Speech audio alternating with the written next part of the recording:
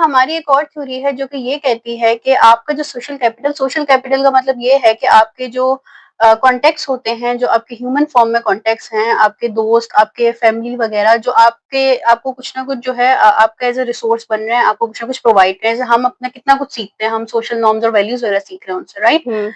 तो वो और आपकी जो है सोसाइटी के साथ इंगेजमेंट, वो होना बहुत इंपॉर्टेंट है।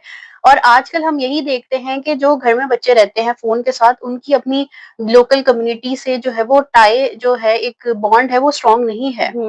उनको पता ही नहीं होता आपके साथ वाले घर में कौन रह रहा है। हम अपने वक्त में जब होते थे, हमें हर पड़ोसी का पता होता था, कि बच्चों का एग्जैक्टली। पता होता था कि इस घर में ये पर्सन रह रहा है।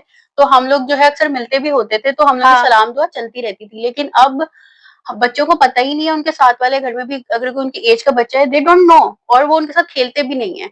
तो आई थिंक ये बड़ा जरूरी है कि बच्चे फोन के साथ तो अटैच हो गए, हम्म। लेकिन ये है, हम देखते हैं कि सोसाइटी में इन चीजों का डिक्लाइन है कि वीकर सोशल टाइज हैं बच्चों के, और उसके अलावा उनकी सोशलाइजेशन प्रॉपर नहीं है, जिसमें उनको प्रॉब्लम आती है फिर आगे जाके।